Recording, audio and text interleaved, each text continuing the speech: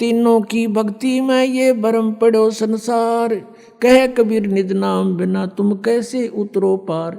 तीन देव की जो करते भक्ति, इनकी कदे ना होए मुक्ति।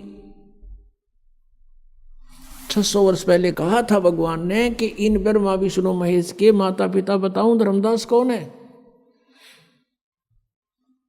इनके माता पिता हैं यो ज्योत स्वरूप निरंजन काल तो इनका पिता है, और दुर्गा अष्टंगी इनकी माता है। रजगुण ब्रह्मा है, सतगुण विष्णु, तम गुण शिव जी। और इन तीनों देवों की जो भक्ति करता है उनकी मुक्ति नहीं हो सकती, ये नासवान है। तो इस बात का विरोध हुआ था 600 वर्ष पहले परमात्मा का बहुत जबरदस्त। परमात्मा के ऊपर कबीर देव जी के ऊपर कैर तुड़वा दिए थे नकली गुरुओं ने, मंडलेश्वरों ने, कि ये झूठा है, कपटी है, ऐसा वेदों और सदग्रंथों में कहीं नहीं लिखा। और परमात्मा कहा करते थे हम ही अलखला हैं, और कुतुब गोस और पीर, गरीबदास खालिक धनी हमरा नाम कबीर। इस बात से और चढ़ गए कि तो एक दुल्हा अपने आप को भगवान कहता है।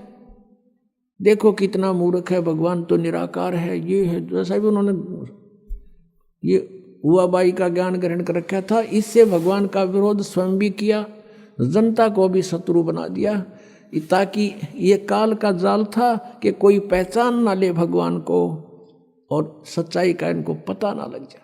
पुण्यात्मा पहले तो ये दिखाते हैं कि परमात्मा कैसी लीला करता है। इन वेदों में भगवान साकार लिखा है, और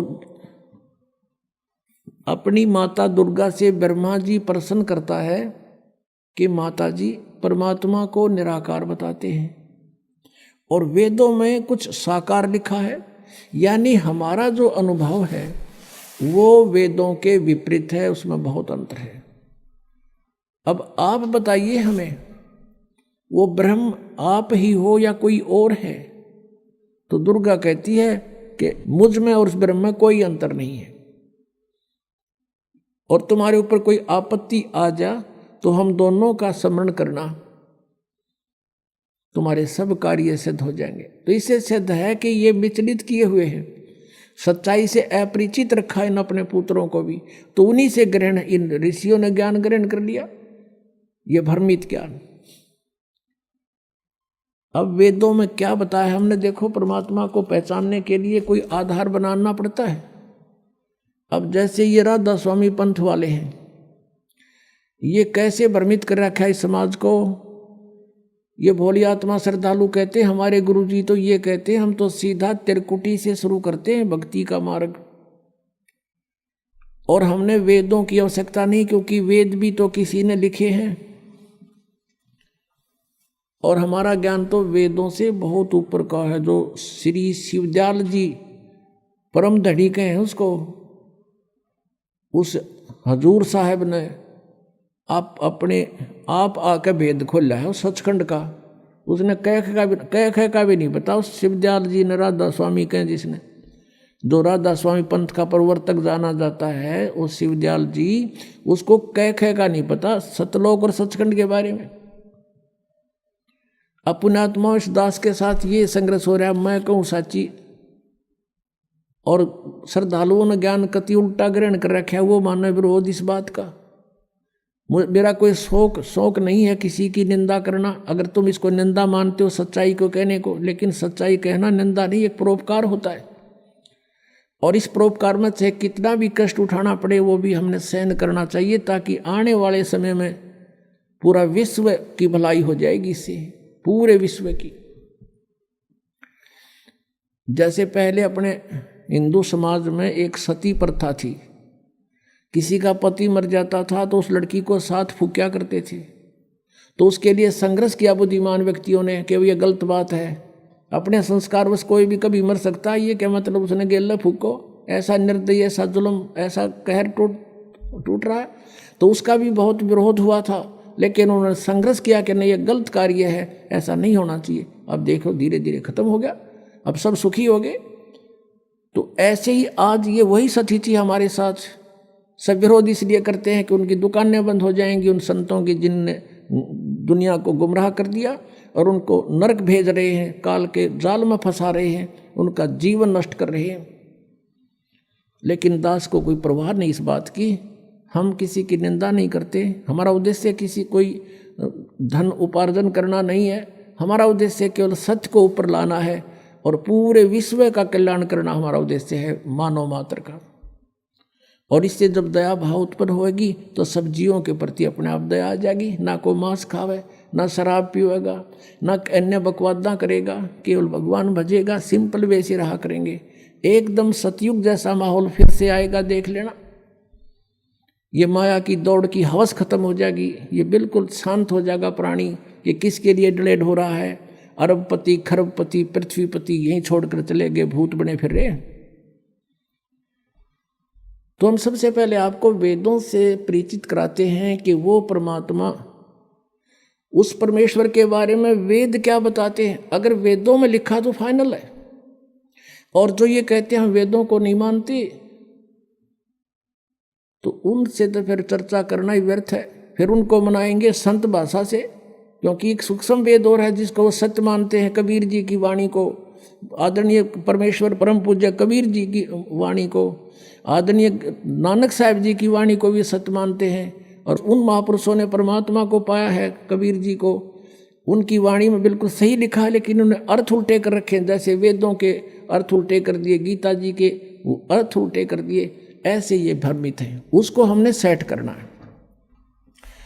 अब वेद क्या बताते हैं उस प्रभु के बारे में, आपको दिखाते हैं। ऋग्वेद,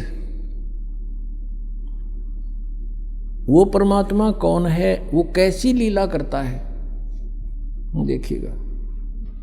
ऋग्वेद प्रकाशक हैं सार्वदेशिक आर्य प्रतिनिधि सभा, महर्षि दयानंद भवन, रामलीला मैदान, नई दिल्ली से। और यहाँ देखिएगा मुद्रक हैं Prince of set printers, 1510 Pataudi house, Daryaganj, नई दिल्ली से। इसमें आपको दिखाते हैं ऋग्वेद मंडल नंबर 9 और सूक्त नंबर 86, 86। इसका मंत्र 26 में है। यज्ञ करने वाले यजमानों के लिए परमात्मा,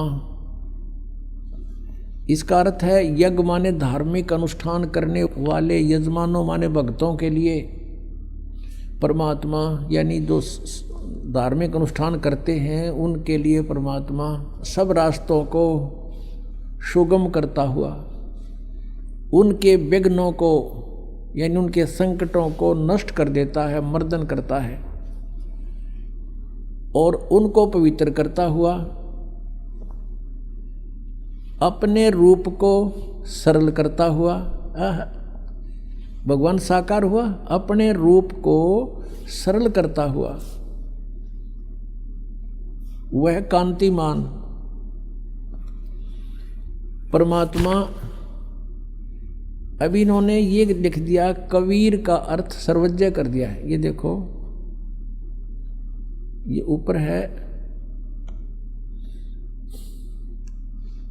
कबीर अतो, हम इसको कबीर बोलते हैं, कबीर कबीर। इन्होंने इसको यहाँ ऐसा लिख दिया, अपसर्ग लगा दिए। अब भी हम इसको कबीर बोल रहे हैं या कवि ही कहें, जैसे पुनर्जन्म पुनः कहो, पुनर्कहो, पुनर्जन्म कहो, कबीर। इन्होंने इसका अर्थ सर्वज्ञ कर दिया। ये लिखना था वो कबीर देव, कबीर परमेश्वर। जैसे यजुर्वेद के विषय में आपको दिखाते हैं। जैसे यजुर्वेद है, यजुर्वेद, और उसके यजु लिख के अपसर्ग लगा दें, और कहीं उसकी महिमा का वर्णन हो किसी मंत्र में, और वहाँ यजु का अर्थ यजुर्वेद करना चाहिए, वो सही है। उसका अर्थ कर दे यजु का, कि यजु माने पूज्य, पूजनीय, पूज्य, पूजा की रसाएं का समूह। तो हमने उस यजुर्वेद को कैसे ढूंढेंगे फिर? अब देखना इसका प्रमाण इन वेदों के ठेकेदारों की ही रचना में दिखाते हैं। ये यजुर्वेद है, और इसके महर्षि दयानंद सरस्वती इसके अनुवादक हैं। अभी दिखाते हैं। प्रकाशक हैं सार्वदेशिक आर्य प्रतिनिधि सभा 2/5 महर्षि सिद्धांत भवन रामलीला मैदान नई दिल्ली से ये प्रकाशित है। और महर्षि दयानंद आर्य समाज प्रवर्तक का अनुवादित है, इसके द्वारा अनुवादित है। ये यहाँ से छपा है, Prince offset printers 1510 Pataudi house Daryaganj नई दिल्ली से। इसके 36वें अध्याय का प्रथम मंत्र ये है यजुर्वेद भाषा भाष्य, ये है 6300 यानी 36वां अध्याय है ये। और इसका ये प्रथम मंत्र है। इसमें क्या लिखा है, रेचम वाचम परपदे मनो यजु परपदे, ये यजु शब्द है, इसका 2 अपसर्ग लगा रखे हैं। और इसको ऐसे लिख दें, ये देखो ऐसे। अब इसको चलो यहाँ दिखाते, इसका अनुवाद जो किया है इन्होंने, ये यजु का इन्होंने यहाँ अनुवाद किया है। अनुवाद में इन्होंने बिल्कुल सही लिखा है, यजु का अर्थ लिख दिया यजुर्वेद, ये बिल्कुल सही कर दिया। अगर यहाँ यजुर्वेद ना लिख के और ये लिख दें कि यजु यानी पूजा की ऋचाएं, क्योंकि यजु शब्द जो है ये पूजा से संबंधित है, तो उसका किसी भी शब्द का कोई अर्थ तो होता ही है। तो यहाँ अगर यजुर्वेद ना लिखते तो इस यजुर्वेद को कैसे पहचानेंगे, किसकी महिमा है। इन्होंने ठीक ऐसा वहाँ करना चाहिए था जहाँ नहीं किया। अब हम फिर आते हैं उस ऋग्वेद पर, जहाँ पर इन्होंने कबीर का अर्थ कवि कर दिया, सर्वज्ञ कर दिया। प्रथम तो कोई भी कवि सर्वज्ञ नहीं हो सकता। कवि का अर्थ काव्यकार तो लिख सकते थे तो कोई दिक्कत ना थी, लेकिन हम फिर भी पहचान लेते सच्चाई को। इन्होंने कविकार सर्वज्ञ करके ये बिल्कुल गलती कर दी। कोई भी कवि सर्वज्ञ नहीं होता। यहाँ अर्थ लिखना था वो कबीर देव है, वो परमात्मा जिसके विषय में ये गुणगान किए जा रहे हैं, वेद जिसकी महिमा बता रहे हैं, वो कबीर देव, कबीर साहब, कबीर प्रभु है। देव कहो, भगवान कहो, परमेश्वर कहो। अब देखिएगा ये वही ऋग्वेद, हमने यजुर्वेद रख दिया है, ऋग्वेद फिर उठा लिया, वही जो पहले आपको दिखाया था। ये कहाँ से प्रकाशित है, ये वहीं से प्रकाशित है, सर्वदेशिक आर्य प्रतिनिधि सभा महर्षि दयानंद भवन रामलीला मैदान नई दिल्ली से। अब इसके हम ऋग्वेद मंडल नंबर 9 सूक्त 86 का मंत्र 26 फिर पढ़ेंगे। 26 इसमें ये कबीर शब्द है, इसका इन्होंने यहाँ गड़बड़ कर दी।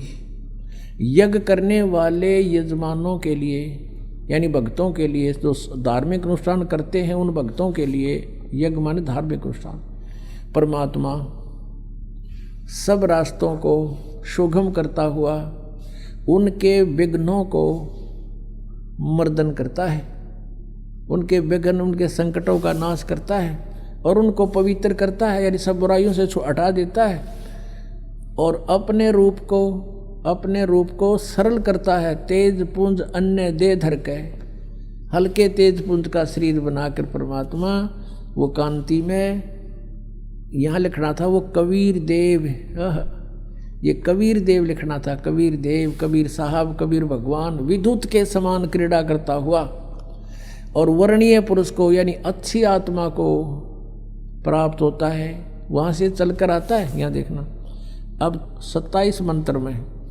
ऋग्वेद मंडल नंबर 9 सूक्त 86 का मंत्र 27 पढ़ रहे हैं हम, 26 पढ़ लिया हमने ये इसका।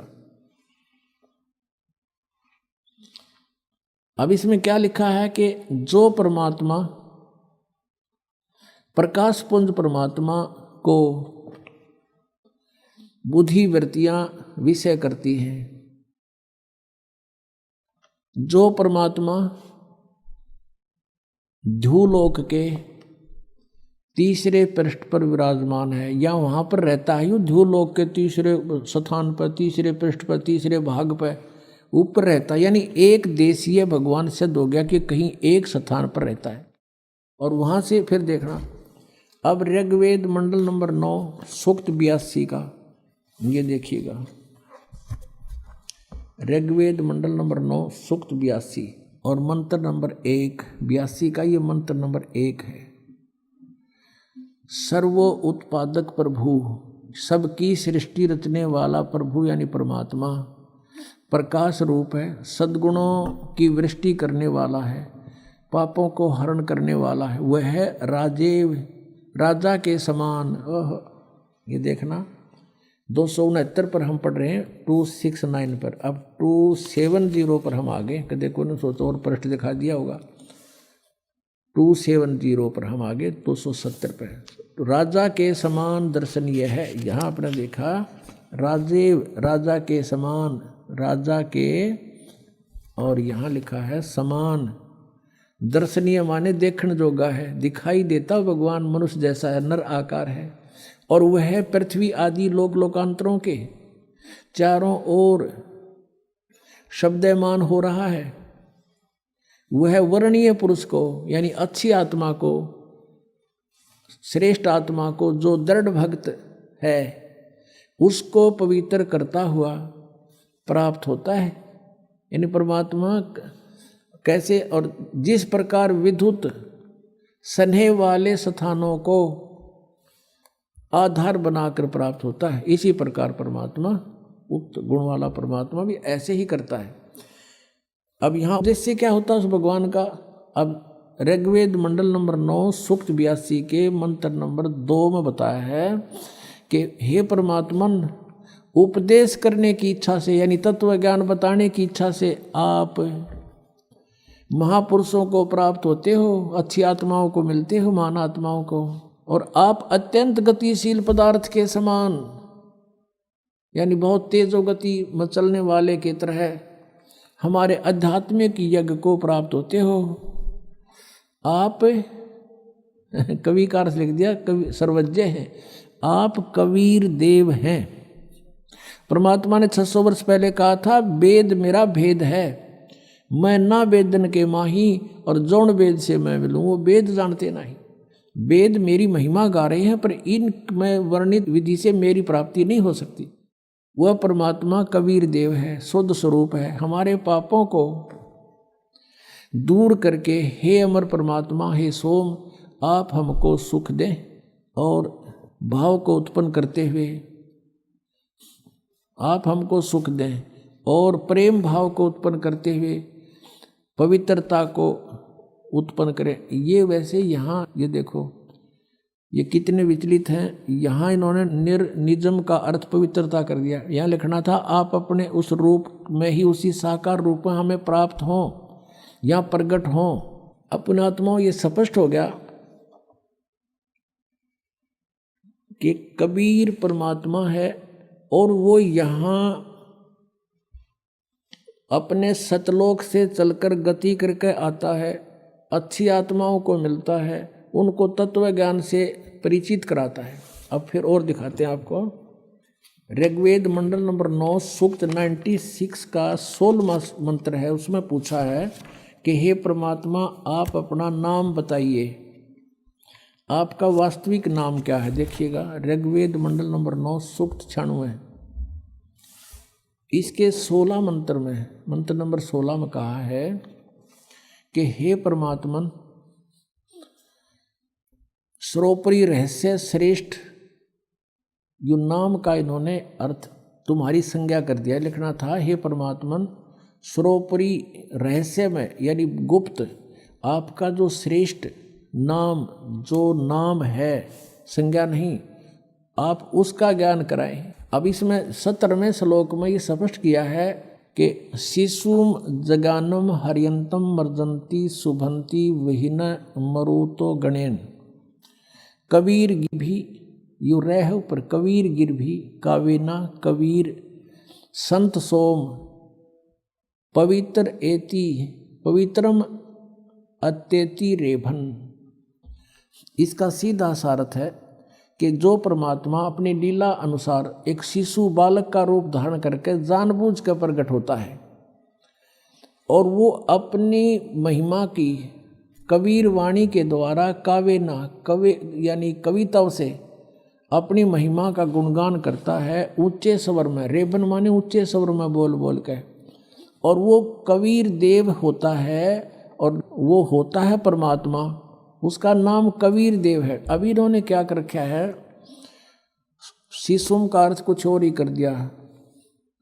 उस परमात्मा को जो सदा प्रगट है, जो अत्यंत कमनीय है, उसको उपासक लोग बुद्धि विषय करते हैं और उसकी स्तुति द्वारा उसके गुणों का वर्णन करते हैं। विद्वान लोग उस गतिशील परमात्मा का गुणों के गणों द्वारा वर्णन करते हैं। अब यहाँ इन्होंने क्या कर दिया, इस कबीर गिरभी को दो भाग कर दिए। कवि कबीलो कर दिया कबीर का, और गिरभी माने वाणी द्वारा। यहाँ लिखना था कबीर वाणी द्वारा। कबीर गिरभी, गिरभी माने वाणी द्वारा, गिर माने वाणी, गिरभी माने वाणी द्वारा, कबीर वाणी द्वारा। और काविन कविताओं से बोलता है। रेभन माने गरजता हुआ, ऊंची आवाज में बोलता है रेभन। इसका इन्होंने इस एक कवि का अर्थ तो कर दिया कबीर का, इस कबीर का अर्थ नहीं किया। आप देख लो, ये ब्रैकेट में इनकी संस्कृत है, इसमें कहीं पर भी दूसरा कबीर नहीं है। कबीर, ये देखो, ये पीछे देख के खूब देख सकते हो। और यहाँ केवल एक कबीर लिखा है, ये लिखा है कबीर। ये कबीर गिरभी, कबीर वाणी द्वारा लिखना था। उसके बाद कबीर शब्द नहीं है, ये इनके सब आदि है, इसमें कहीं पर भी कबीर शब्द नहीं है। और ये एक कबीर ने खा गए। अब जब एक अक्षर का भी अर्थ कहीं नहीं है तो वो अनुवाद कैंसिल होता है, क्रॉस लग जाता है। इन अनुवाद ठीक नहीं किया। अब इसका अर्थ ये है, ये दास बताएगा, परमात्मा ने ये चारों वेद, पांचों वेद दिए थे इस काल को, और जो कुछ भी इसमें लिखना कहना सुनना था हमारे लिए, वो सारा कुछ लिख कर इसको दे दिया। उसने एज इट इज बाहर निकाल दिए। ये न्यो के न्यो है। इसमें परमात्मा ने आप पर बताया है कि आपका असली नाम क्या है, प्रश्नोत्तरी स्वयं लिखकर भेज रखे। फिर यहाँ बता रखा है कि वो कबीर देव है, और वो शिशु रूप धारण करके जब प्रकट होता है अपने उद्देश्य को लेकर आता है तत्व ज्ञान देने के लिए। वो अपने मुख से वाणी बोलता है। वो कबीर जी द्वारा बोली गई वाणी कबीर वाणी कहलाती है। उस कबीर वाणी द्वारा कविताओं से, यानी कविताओं के माध्यम से, लोकोक्तियों के माध्यम से अपना सतज्ञान उच्चारण करता है, बोलता है। वो परमात्मा होता है कबीर देव। कबीर संत सोम, वो ऋषि या संत रूप में प्रकट होता है और वो कवियों की तरह आचरण करता है, वो होता है परमात्मा। अब देखो, ये बताते भगवान निराकार है और वेदों के ठेकेदार बन रहे, और वेद भगवान को साकार बतावें, एक देशीय बतावें। अब आपको दिखाते हैं इसी ऋग्वेद मंडल नंबर 9, इसको बाद में लेंगे। ऋग्वेद मंडल नंबर 9 सूक्त 94 के मंत्र 1 में, ये देखो बिल्कुल साथ में ही है, ये देखिएगा, ये वही ऋग्वेद है। ऋग्वेद मंडल नंबर 9 और सूक्त 94, और इसका प्रथम मंत्र है ये वाला। इसमें क्या लिखा है, हमने जो अपने आवश्यकता वो पढ़ेंगे। सूर्य के विषय में जैसे रश्मियाँ प्रकाशित करती हैं, इस प्रकार मनुष्यों की बुद्धियाँ अपनी अपनी उत्कट शक्ति के विषय करती। हमने ये देखना है, यहाँ देखना कि वह परमात्मा, जिस परमात्मा में सर्वोपरि बलों के समान शुभ बल है, वह परमात्मा कर्मों का अध्यक्ष होता हुआ सबको पवित्र करता है और कवियों की तरह आचरण करता हुआ सर्वद्रष्टा पद के लिए इंद्रियों के अधिकरण मन के समान, ये अपनी बकवास करे हैं कि वो कवियों की तरह आचरण करता हुआ विचरता है। उसका अर्थ ये है सही। अब इसमें स्पष्ट हो गया कि वो परमात्मा कवियों जैसा आचरण करता हुआ सर्वद्रष्टा रूप में पृथ्वी पर भ्रमण करता है। नीचे उतर का आता है, कवियों की तरह आचरण करता है। और अभी इसी को सेकंड कर रहे हैं ऋग्वेद मंडल नंबर 9 और सूक्त 96 का मंत्र 18, कि वो परमात्मा जो ऋषि रूप में प्रकट होकर या संत रूप में प्रकट होता है और कबीर वाणी द्वारा, अपनी वाणी द्वारा अपने मुख से बोल बोल कर जो ज्ञान देता है, वो सच्चिदानंद घन ब्रह्म की वाणी कहलाती है। गीता जी अध्याय नंबर 4 के श्लोक नंबर 32 में इसी का वर्णन है कि उस ब्रह्मण मुखे उन्होंने गीता अनुवादकर्ताओं ने वहाँ अनर्थ कर रखा है ब्रह्मण मुखे का अर्थ, वेद की वाणी लिख दिया, वेद की वाणी, वो गलत लिखा है। वो लिखना था सच्चिदानंद घन ब्रह्म से के मुख से उच्चरित वाणी, यानी परम अक्षर ब्रह्म ने स्वयं आकर जो अपने मुख से बोला वो ज्ञान, उसमें धार्मिक अनुष्ठानों की जानकारी यज्ञों की विस्तार के साथ दी गई है, और वो तत्व ज्ञान है। गीता जी अध्याय नंबर 4 के श्लोक 34 में कहा कि उस तत्व ज्ञान को कोई तत्वदर्शी संत बताएगा। गीता ज्ञानदाता भी अनभिज्ञ है। तो यहाँ ये बता रहे हैं कि वो परमात्मा अपने मुख से बोलता है वाणी, कबीर वाणी, और जिस कारण से वो प्रसिद्ध कवियों की भी उपाधि प्राप्त करता है। और ऋग्वेद मंडल नंबर 9 सूक्त 94 का मंत्र एक स्पष्ट कर रहा है कि वो परमात्मा सर्वशक्तिमान है, और यहाँ पृथ्वी पर आकर के एक कवियों जैसा आचरण करता है। इन्होंने अनुवादों को अनर्थ कर रखे हैं, फिर भी सच्चाई छुप नहीं सकी, क्योंकि ये भगवान को निराकार मानते थे। और यदि वेदों में 10-20 मंत्र होते तो ये अड़ंगा और कर देते, ना समझ माती। ये मतलब ठोक रखा, इतना ज्ञान भर रखा है भगवान का, और इन्होंने कोशिश भी की है छुपाने की, बहुत अर्थों के अनर्थ किए, फिर भी सच्चाई नहीं छुप सकी। परमात्मा ने इनकी दुर्बुद्धि पर पर्दा डाल दिया जब इन वेदों का अनुवाद किया गया।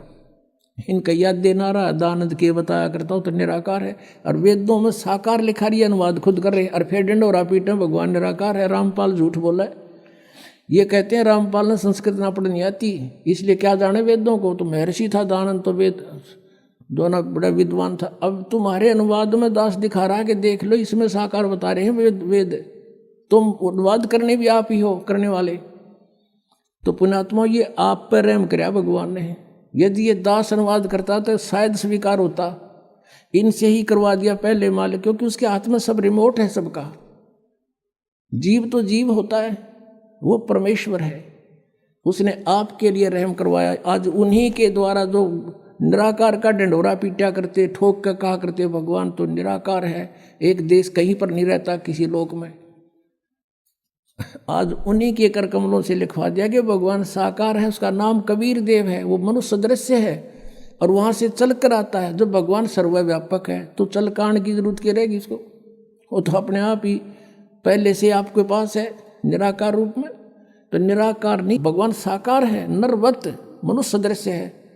कम से कम 10 मंत्रों में लिखा कि नरवत अग्नि, नरवत देव, नरवत शंभु, मनुष्यवत अग्नि, मनुष्यवत भगवान परमात्मा, वो मनुष्य के सदृश्य है।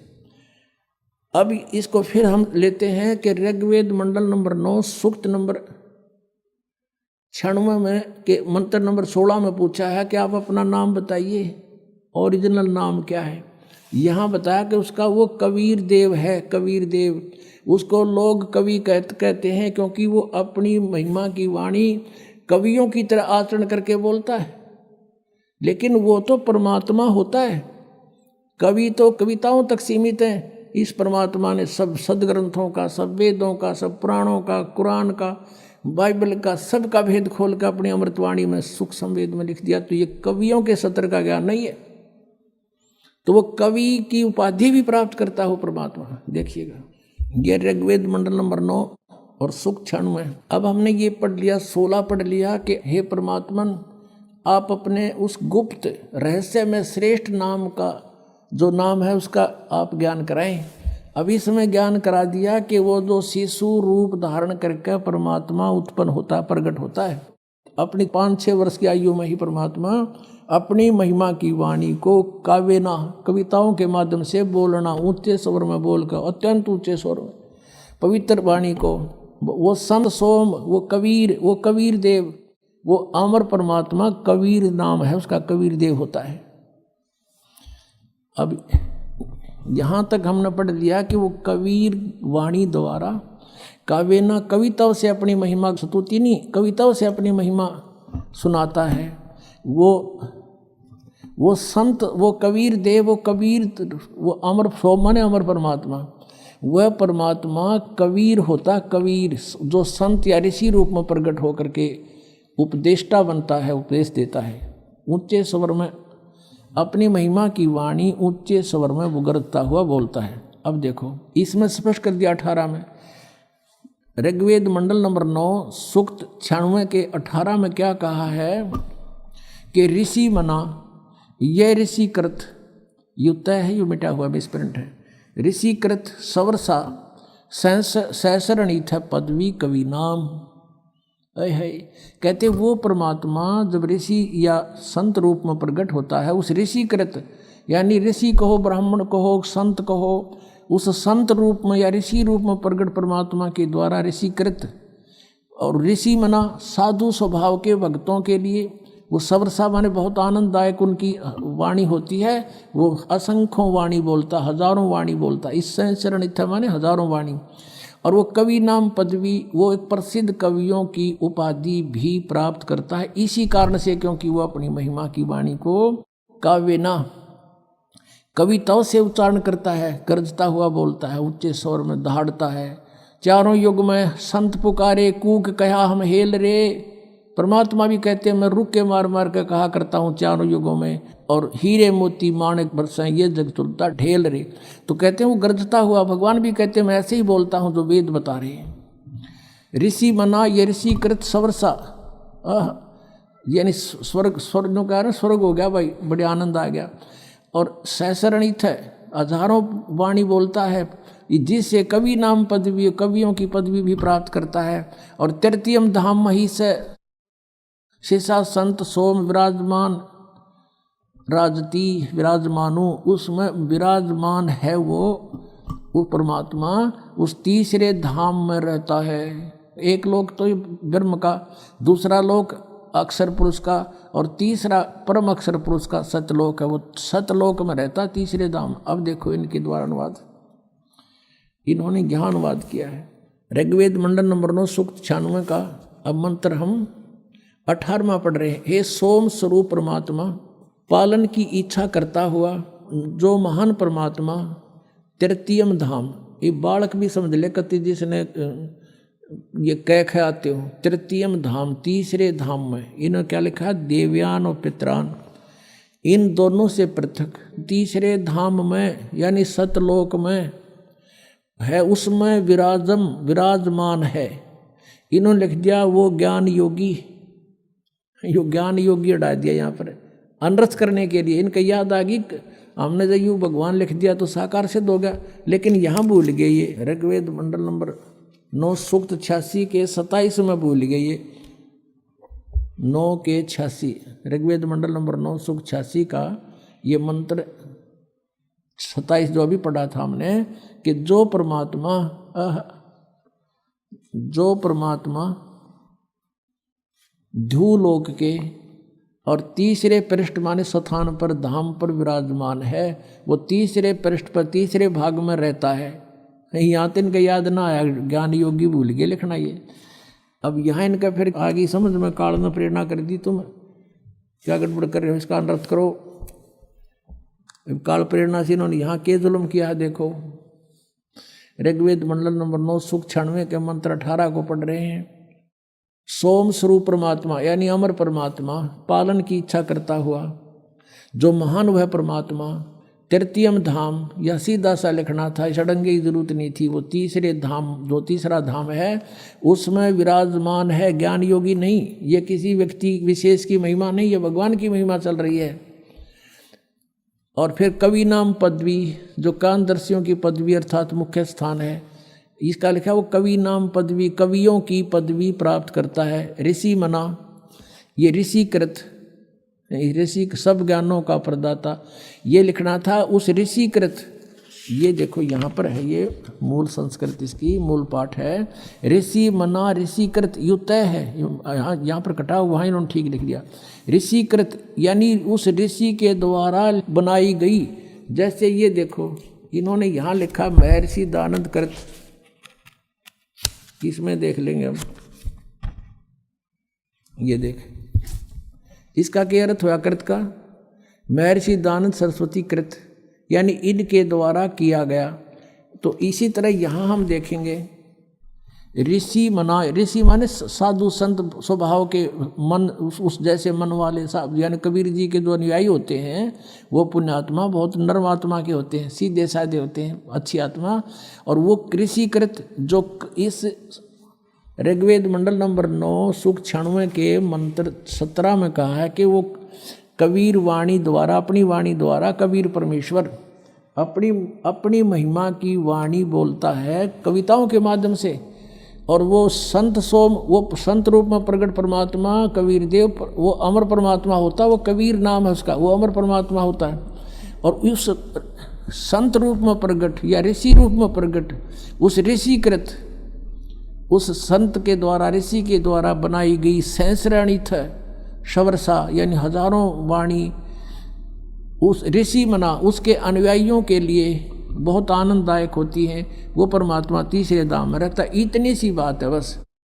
और वो उस जिस कारण से वो कवियों की पदवी प्राप्त करता है। इन्होंने ये अनुवाद किया 18वें श्लोक का।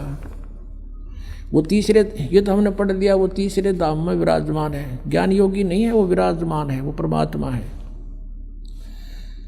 यहाँ देखो, ऋषि मना सर्व ज्ञान के साधन रूप मन वाला ऋषि मना, ऋषि जैसे स्वभाव वाले वह परमात्मा ये सहस्रनीथ है, अनंत प्रकार के सत्वनीय है। सहस्रनीथ माने हजारों प्रकार की वाणी बोलता है वो परमात्मा। और स्वर्ष माने स्वर्ष यानी बहुत सुखदायी होती है उसके अनुयायियों के लिए, यानी उनको उनकी वाणी बहुत अच्छी लगती है।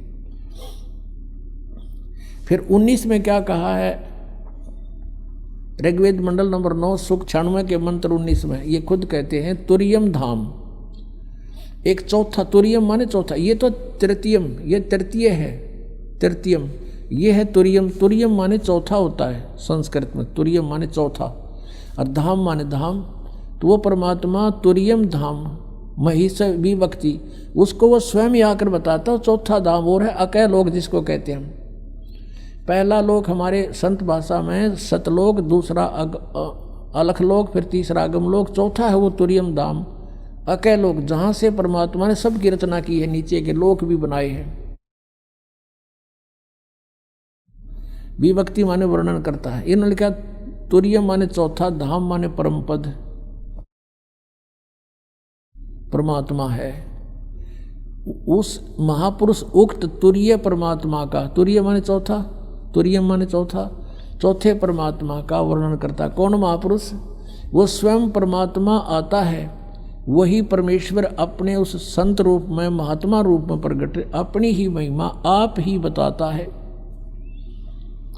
अब देखो 20 में कमाल कर दिया, साकार भगवान सिद्ध कर दिया। वह परमात्मा जिस प्रकार एक संघ को उसका सेनापति प्राप्त होता है, यानी बहुत बड़े श्रद्धालुओं का वो मुखिया होता है, इसी प्रकार ब्रह्मांड रूपी को उसको प्राप्त होता है, होकर ऊंचे स्वर से गरजता हुआ, ऊंचे स्वर से वाणी बोलता है, इस ब्रह्मांड रूपी विस्तृत प्रकृति खंड में भली भांति प्रविष्ट होता है। जैसे कि मरिए मनुष्य, ये देखो, जैसे मनुष्य सुभर शरीर को धारण करता हुआ अत्यंत गतिशील पदार्थ के समान प्राप्ति के लिए गतिशील होता हुआ। अब देख लिया ना, क्यों परमात्मा जैसे मनुष्य जैसा है, और जैसे मनुष्य सुभर शरीर, सुंदर शरीर धारण कर लेता है, यानी जैसे कपड़े डाल लिए मनुष्य ने, ऐसे ही परमात्मा मनुष्य की तरह एक सुंदर शरीर, सुभर माने सुंदर शरीर धारण करके प्रकट होता है, यहाँ आता है। अपना आत्मा जब वो परमात्मा यहाँ आता है, वो करता क्या है? कवियों जैसा आचरण करता है। यह आपने ऋग्वेद मंडल नंबर 9 सूक्त 94 के मंत्र 1 में पढ़ लिया कि वो परमात्मा कवियों जैसा आचरण करता है। लेकिन वो परमात्मा होता है तो वो कबीर इज गॉड, वो कबीर परमात्मा है जिसने ये लीलाएं की। अब परमेश्वर ने कहा था, वेद मेरा भेद है, मैं मिलूं वेदन से नाही, और जौन वेद से मैं मिलूं उसको वेद जानते नहीं। चारों वेद मेरी ही महिमा का गुणगान कर रहे हैं, और इन वेदों में वर्णित विधि से मेरी प्राप्ति नहीं हो सकती। और जिस वेद से, जौन वेद से, यानी सूक्ष्म वेद से जो परमेश्वर ने स्वयं आकर अपनी वाणी में बोला, कहते उस वेद से मैं मिलूं, ये वेद जानते नहीं। अपनात्मा संक्षिप्त में सृष्टि रचना सुनाता है ये दास आपको, जो परमेश्वर ने ही आकर बताई है। अभी आपने सुना था कि धर्मदास ये जग बोराना और कोई ना जाने पद निर्वाणा, यही कारण मैं कथा पसारा, सबसे कहिए एक राम न्यारा। और यही ज्ञान जग जीव सुनाओ, सब जीवों का भ्रम नसाओ, भ्रम गए जग वेद पुराना, और आदि राम का किसी ने भेद नहीं जाना। अब मैं तुमसे कहूँ चिताई, तीन देवन की उत्पत्ति बाई, ज्ञानी सुने सो हृदय लगाई, और मूर्ख सुने तो समझ में नहीं आई, गम नहीं पाई। माँ अष्टंगी पिता निरंजन, ये जमदारुण वंशन अंजन, पहले की निरंजन राई, पीछे से माया उपजाई। माया रूप देखती शोभा, देव निरंजन तन मन लोभा।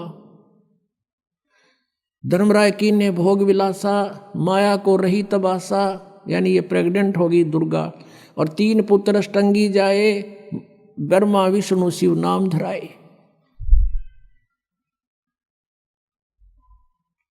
और तीन देव विस्तार चलावे, इनमें यू जग धोखा खावे।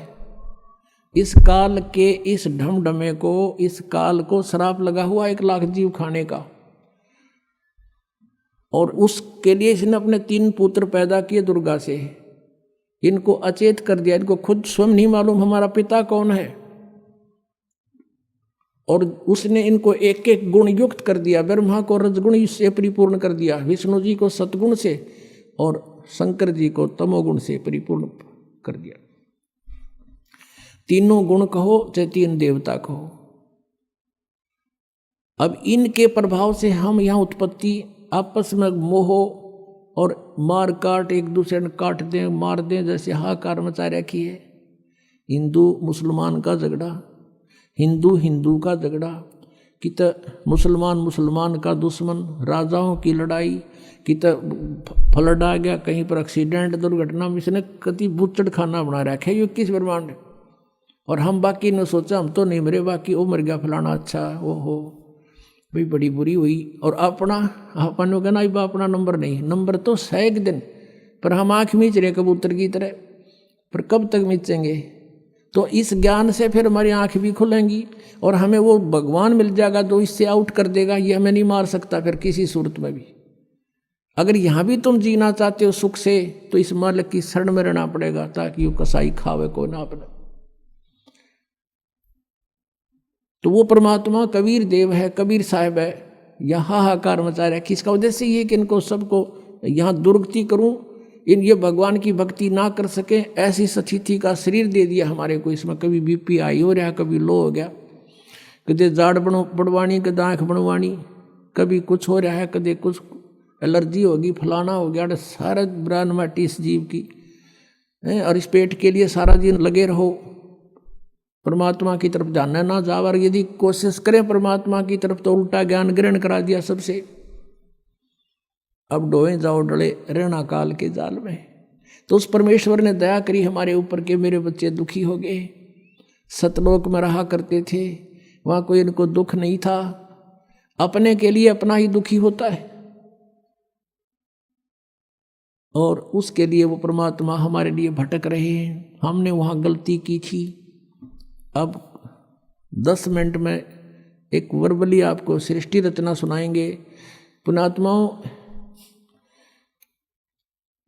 आप बुद्धिमान हो, अब कोई बालक नहीं, बहुत बुद्धिमान व्यक्ति हो गया है मानव इस कलयुग के अंदर। ये भी देन परमात्मा की है।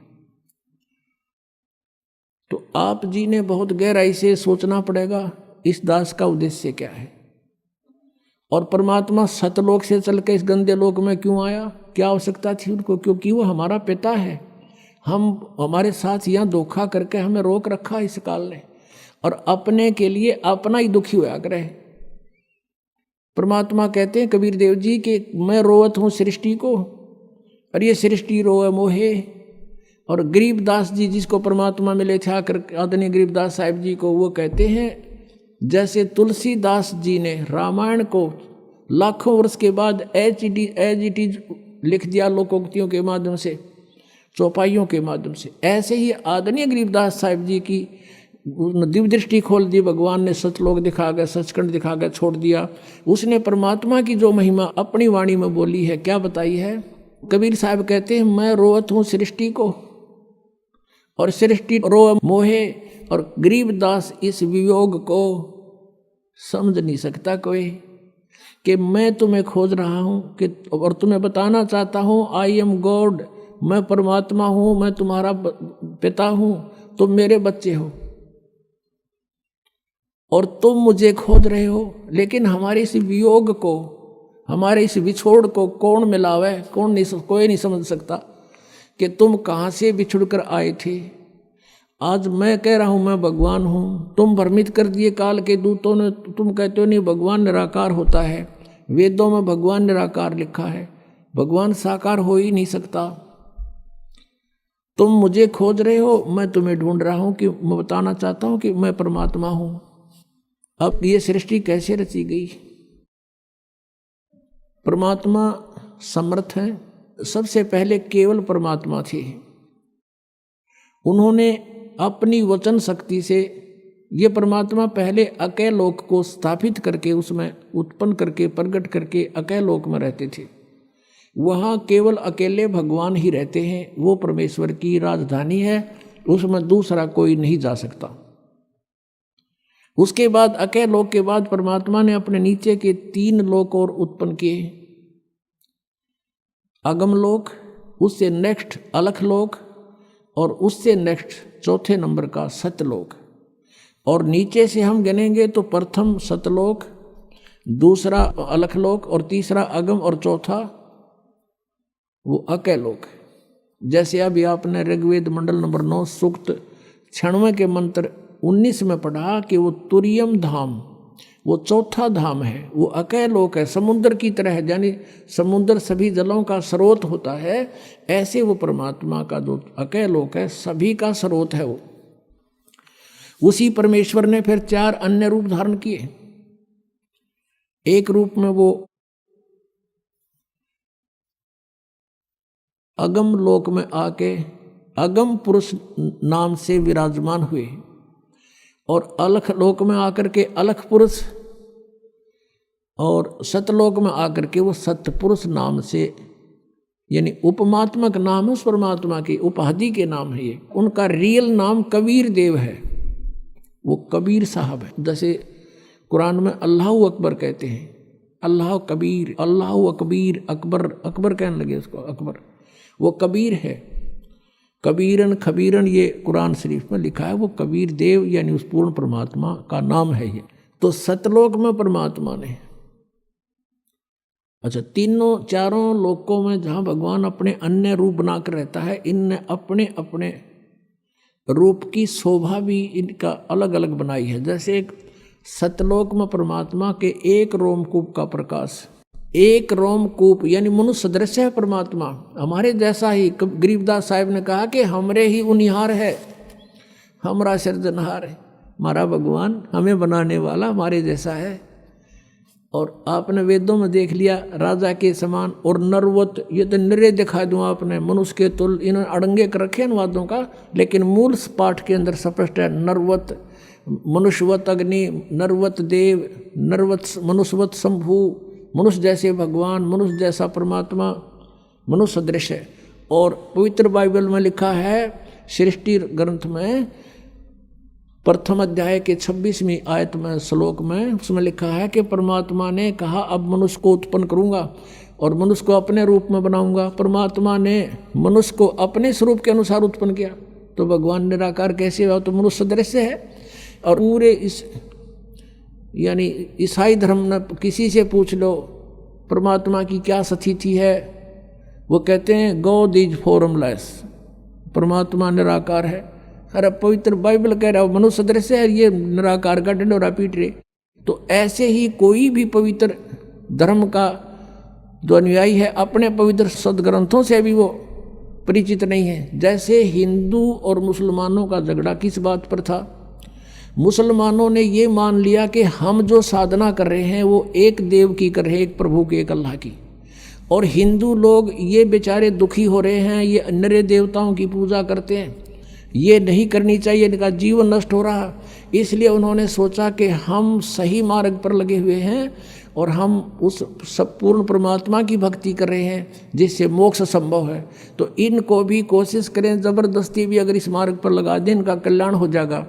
इसलिए वो ज़बरदस्ती मुसलमान बनाने लगे।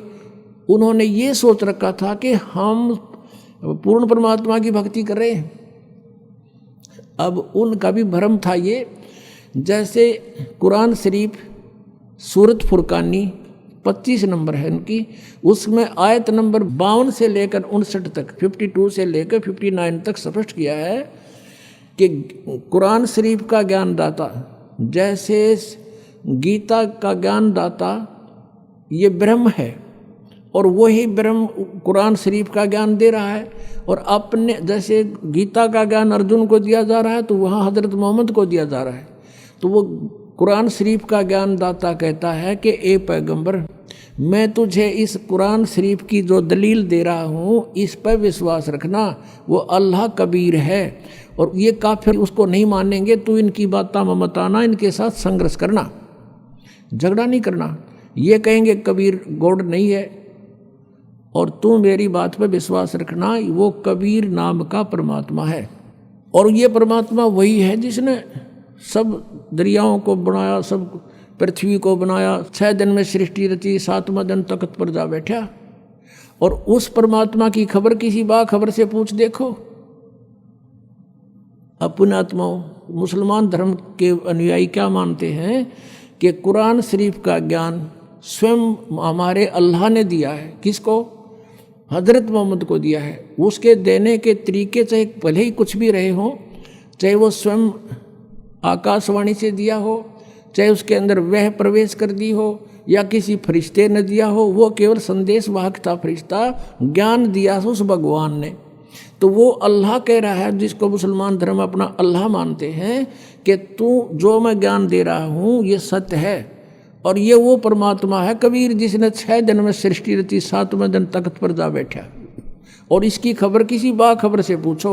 यानी कुरान शरीफ का ज्ञानदाता भी अल्पज्ञ है, वो भी नहीं जानता उस अल्लाह अकबर यानी कबीर परमात्मा के बारे में जिसने 6 दिन में सृष्टि रची, 7वें दिन तख्त पर जा बैठा। उसकी जानकारी तो तत्वदर्शी संत बताओगे, बाखबर, उनसे पूछो। तो इससे सिद्ध हो गया कि ये भी इनकम्प्लीट गॉड की साधना कर रहे थे, अधूरे परमात्मा की। तो और ये इसी आधार से कहा करते थे कि तुम काफिर हो, तुम भगवान को ना पूछकर सब देवताओं की पूजा करते हो। आज उनकी सतीथि भी वहीं पर खड़े हैं, ये काल की पूजा कर रहे थे। अब आपको थोड़ा कुरान शरीफ दिखाना पड़ेगा, क्योंकि ये ऐसा जटिल बना दिया इस काल ने। हम भिन्न भिन्न बना दिए, हिंदू अलग बना दिए, मुसलमान न्यारे, सिख अलग से, ईसाई अलग से, ताकि ये लड़ते रहें आपस में।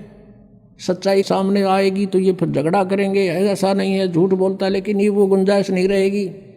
ये इंटरनेट और ये सब वेबसाइट और ये प्रोजेक्टर, ये मोबाइल, ये सब साधना पर, ये सब जो आज तकनीक दी है ये गॉड कबीर ने दी है। यहाँ का तो भगवान भी ना बना सकता है इन ऐसे कंप्यूटरों को। आज से लाखों वर्ष इतिहास देख लो पिछला। महाभारत का आप कथा सुनते हो, एक रेडू में 6 खच्चर जोड़ के और घिस्से अंडा करते।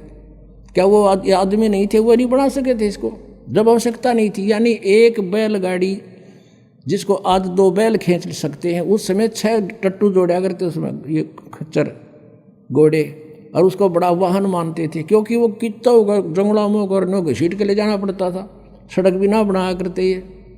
तो कहने का भाव ये है कि ये टेक्निक भगवान ने दी है, इसलिए दी है कि अब ये बच्चे मुझे पहचान लेंगे। आज कुछ ऐसे आधुनिक इंस्ट्रूमेंट बना दिए भगवान ने जिससे भगवान की लीला को समझने में आसानी हो रही है। एक छोटी सी चिप है इतनी की, और उसके अंदर कितना मैटर आ जाता है गिनती नहीं होती। इसलिए परमात्मा को समझना बहुत आसान है। जैसे हम एक यहाँ पर बैठा हुआ व्यक्ति फैक्स कर देता है और कहीं निकाल लो, उस मैटर ने एज इट इज, कोई तार नहीं बीच में। तो ऐसे ही परमात्मा ने हम सब कर्मों का हमारे अंतःकरण के अंदर, हमारे शरीर में एक ऐसा इंस्ट्रूमेंट लगा रखा है जिसमें वो असंख्य जन्मों के आपके संस्कार डिपॉजिट है कोड वर्डों में, और एक कॉपी भगवान के पास है। और उसने परमात्मा ने कोई जरूरत को नहीं आपके पीछे पीछे घूमने की, इंस्ट्रूमेंट लगा दिए, जो करोगे उसमें लिखा पाओगा और वहाँ देख लेगा, काजा उड़े ऑन कर देगा आपकी, ये चल पड़ेगी सीडी। आपसे पूछने की आवश्यकता नहीं भगवान ने, या तो 6 गवाह चाहिए एक दोषी को करार करने के लिए, वह आवश्यकता नहीं है। कितना दयालु है भगवान आपके ऊपर, वो कितने रजा है आपके ऊपर परमात्मा कबीर देव की। आप अन्य संतों के सत्संगों में जाते थे, ये इधर जय गुरुदेव एक पंथ चल रहा है मथुरा में, वो भी राधा स्वामी की ब्रांच समझ लो 5 नामों पर घाटा जोड़ रखे है। वहाँ से आए हुए भगत बताते हैं कि वहाँ कह तो ज्ञान नहीं था, और हम उनको परम संत मान के श्रद्धालु वहाँ बैठे रहते थे। और जहाँ हम वो सत्संग करते थे, अपने आप एक टेंट लगाए जाते थे, आप पे बनाओ और आप पे खाओ, कितना पढ़ो कितना सो, नहाओ धो ना कितना व्यवस्था है, कुछ नहीं उनकी तरफ से व्यवस्था होती थी।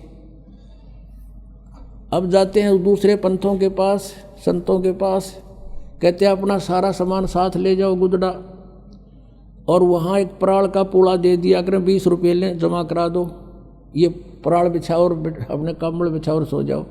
और ज्ञान क्या दो, 1 घंटे एक 45-50 मिनट एंड बैंड बोल के वो नकली गुरु अपना जा बैठे, श्रद्धालुओं ने होकर मौज मचा दी, बड़ा अच्छा ज्ञान करा। ज्ञान का उन्हें कह का भी ना पता, ज्ञान तो ये है दास का गला सूख लेता है, इस ज्ञान का अंत नहीं आता। और आप पर कितनी मेहर कर रखी, नीचे बैठ बिछा रखा भगवान ने, इस दासों की ड्यूटी लगा रखी अपने बच्चों के लिए। तुम कितनी पुण्यात्मा हो, और दे कर काची रजाई और छका के देसी घी का माल बैठा दिए, सुनो ये मेरी महिमा। ये हो दयालु परमात्मा, हम खोज रहे थे, हमें ढूंढा नहीं मिल रहा था, ये यहाँ भी इतना सुख देगा तो वहाँ तो पता नहीं क्या कर देगा। जब दूसरे के लोक में इतना सुख दे रहा परमात्मा ने, दूध की नदी बहा रखी, देसी घी की बहा दी, या कोई भी दूसरी वस्तु प्रयोग नहीं होती, सब देसी घी का सब व्यवस्था बनती है। तो ये सतलोक से आता पुण्यात्मा, यहाँ का नहीं है। वो कहते हैं जब परमात्मा कबीर देव जी आए थे, उनके साथ मजाक कर दिया था, और 18 लाख व्यक्तियों को चिट्ठी लिख दी थी, कबीर जी भंडारा करेंगे। और कबीर जी झोपड़ी में रहा करते, भगवान लीला करते थे कि भगवान बजो मेरे की तरफ, फिर देखना परमात्मा के हाथ। 18 लाख व्यक्ति आगे, श्याम का आटा भी घर पे नहीं था, परमात्मा लीला। वहाँ तो कबीर रूप में बैठे हैं, एक गरीब व्यक्ति के रूप में, और सतलोक में गए। वहाँ से 9 लाख बैलों के ऊपर बना बना सारा सामान सतलोक से लेके 1 सेकंड में यहाँ आगे गर्मा गर्म, और भंडारा ला दिया। 3 दिन तक 18 लाख व्यक्तियों का भंडारा छिका दिया परमात्मा ने। और चिट्ठी में लिखा था कि कबीर एक असरफी देगा सोने की, एक दोहर देगा कंबल, वो भी साथ दिए थे।